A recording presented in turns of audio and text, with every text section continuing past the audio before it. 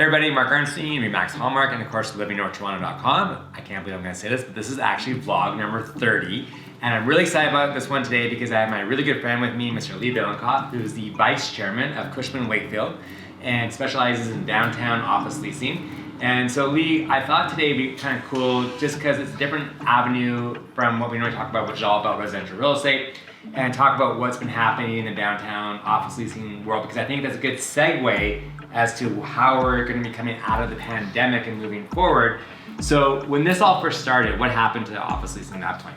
Yeah, I think, when you look at Toronto over the last little while, Toronto had the lowest vacancy in all of North America, very strong market, fastest growing tech market in North America that people didn't realize. And so I think when things first happened, all of a sudden the tech companies all just went quickly to the work from home, and vacancy rates started to rise and subleases started to pour onto the market. Right.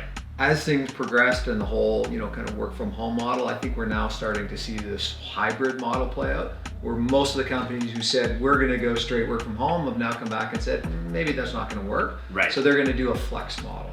Still going to have office space and still going to allow some work from home. But the biggest thing I would say is interesting is the US tech companies are still flooding to Toronto. Oh, and interesting. all of a sudden it's back to being the hotbed for tech here. So as that growth happens, we believe that a lot of the sublets that are hitting the market are starting to get sucked up.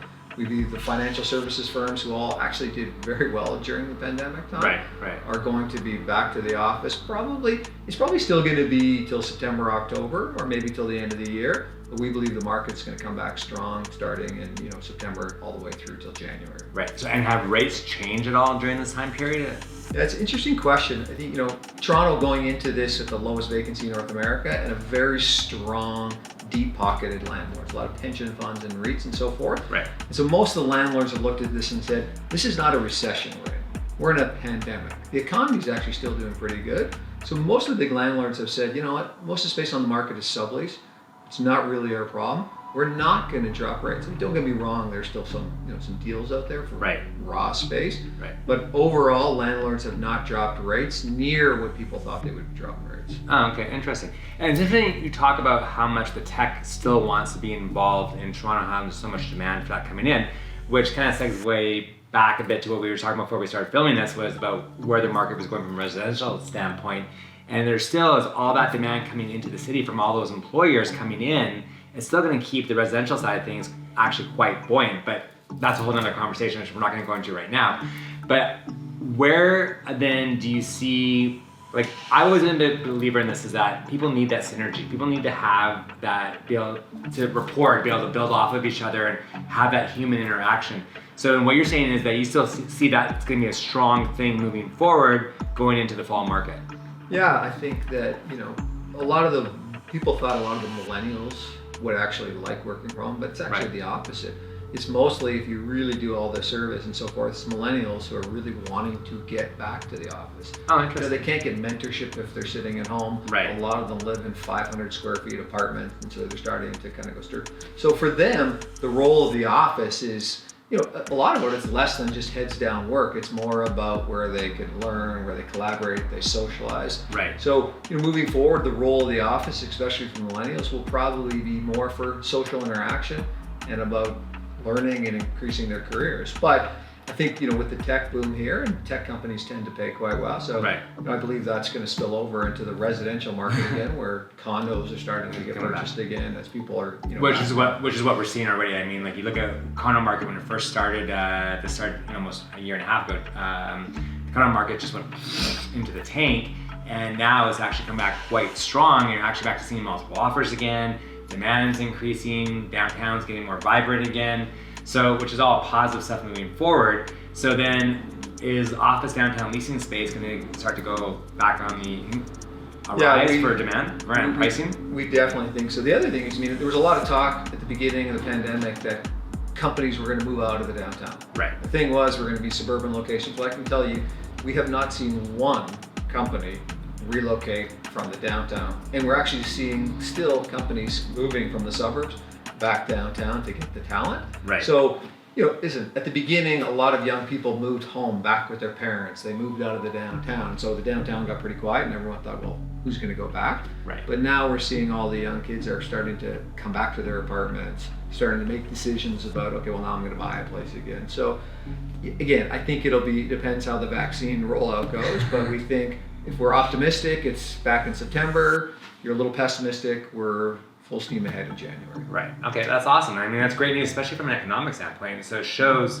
really how strong and how vibrant Toronto really is doing, and that it's not so much of a doomsday kind of situation. Would you agree? Yeah, I would totally agree. Again, we come back to this is not a recession. Right. It's a pandemic. Right. And you can see in the U.S. as they're starting to open up, and I mean, the economy's actually even overheating. Yeah. If you listen to all the experts. So I think Canada's done quite well. I think the government's done a nice job backstopping, employees who lost their jobs and so forth. Right. And so once people start going back to the office and things open up, I think we're going to be back to where we were. And then from a size perspective of office spacing, do you see offices or companies still want to have that grand, massive office spacing? And then question number one, then question number two would be, obviously there's like the hoteling aspect of workspace, which is where you don't have a dedicated desk, everyone kind of shares and comes and goes, that workspace of the future kind of perspective. Or is it going to go back to the old school where everyone has like dedicated office space? Yeah, it's an interesting question, and I think everyone will agree we're going to go to a flex model, right? Where people are going to have some flexibility where they work. What exactly it's going to look like, I think, still has not fully played out. There's no doubt. I think people will believe the office is going to be more for collaboration, learning from others, right, and socialization. I mean, that's where people socialize. You go downtown, you go to work, you go for a drink after work or what have you. So I think the role of the office will be more like that. How much space companies need? Are they going to be less square foot per person? Are they going to be shared desks and things like that? Every company today is working through that to try and decide what it looks like for their organization. But it's clear we are going to have a bit of a flex model. Right. It's going to be a hybrid. Right. And the role of the office, we believe, will be different than it was in the future. So, top couple of things you predict see kind of going into the future with office leasing downtown. Yeah, so I mean, it's going to be about technology, right? Obviously, if you're letting employees work from different places, you have to have the technology to support that. Right. Flexibility, allowing companies, but to go with flexibility, you also need to have the technology that allows for booking spaces, booking rooms, all that stuff is going to come into place. I think the role of the office in terms of what it looks like, I think will be different versus just a bunch of benches and seats and so forth with people with heads down. I think it'll be a lot more collaboration, similar to what we're sitting here, right? Yeah, You're going to have areas like this in the office where people come and just think together, whiteboards on the walls, things of that nature. So the office will be a lot more for kind of socializing than it ever was in the past. And I think, it's interesting that you're bringing that up because I think more so now than ever, you need that interaction, that socialization, that collab, that spontaneous collab that you cannot get off of a Zoom call, right? You just that spontaneity to be able to walk by someone's office and then start talking, all of a sudden an idea pops into your head that you might never would have thought of before in a million years because you're not having that natural human interaction that you just can't get by being home and being online. And I think people have had enough. I think people want the human interaction, and they want to be back together again. Yeah, I would totally agree. And again, especially with the younger generation, right? Who we would have thought would have been the ones who most like this whole work from home, and they are the ones in all the studies and reports that are suffering the most right now about not being able to go to the office. Wow, interesting. Okay, cool. That's great. That's awesome. So really, it's a positive outlook going forward. And once we get through this pandemic instead of a recession, which I think is really the key there, it's going to be full guns a-blazing and then kind of back to some form of normal. And everyone needs to get vaccinated. That's our only way out of this is so.